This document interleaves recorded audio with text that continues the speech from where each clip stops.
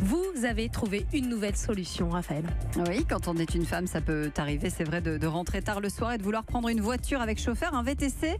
Évidemment, ça arrive de ne pas se sentir forcément à l'aise avec certains chauffeurs qui se permettent des familiarités ou des remarques déplacées.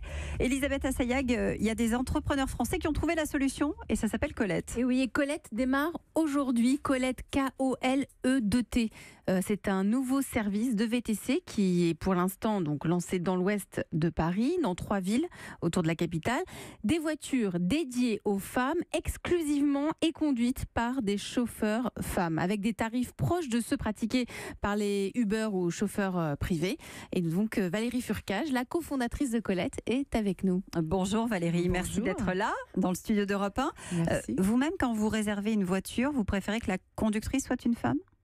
Personnellement, il y a certains moments de ma journée où je préfère. Le soir, par exemple ? Exactement.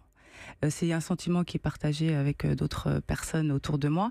Tout est une question de contexte, tout est une question de moment, et la préférence, elle est un peu en fonction du moment de la journée. Et puis, si je devais parler de manière un peu plus générale, je peux comprendre qu'on puisse aussi répondre à un sentiment d'insécurité, mais qui est propre à chaque individu. C'est pas le combat de Colette aujourd'hui de répondre à l'insécurité, mais de répondre en tout cas au fait qu'à un moment donné dans sa vie, on ait envie d'être conduite par une femme. Et donc, il faut qu'elle soit accessible et qu'on puisse les trouver.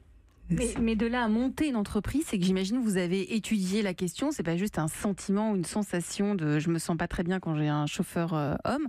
J'imagine que vous avez dû recueillir plein de témoignages pour passer le pas. Bien sûr, j'ai passé moi-même mon examen de VTC, donc je connais bien le domaine, je suis en contact avec des chauffeurs et des chauffeurs, eux, conductrices, donc je connais bien le domaine. Et c'est vrai que le projet Colette est né d'un constat qui s'est posé de manière évidente, c'est-à-dire pourquoi il y a aussi peu de femmes, pourquoi c'est une filière aussi peu accessible.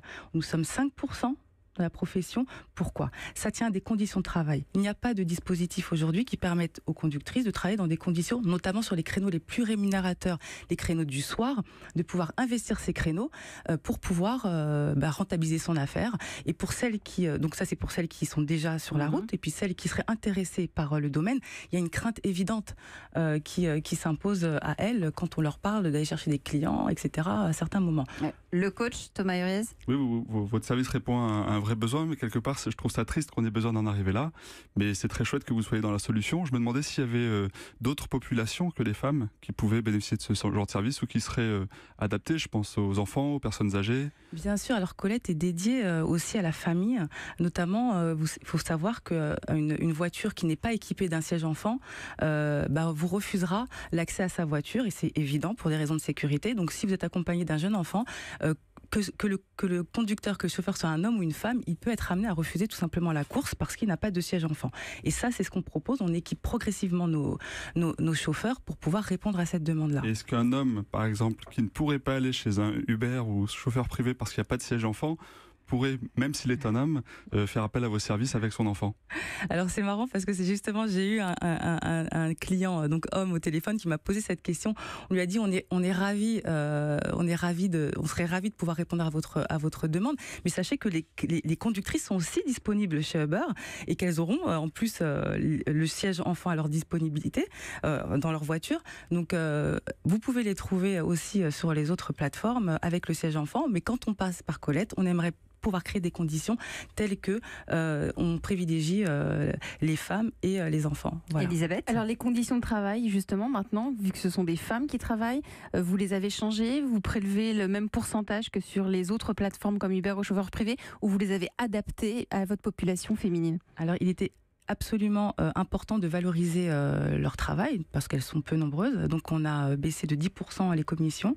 On l'a baissé au maximum. Donc elles sont à 15% alors que d'autres plateformes... 25. Exactement.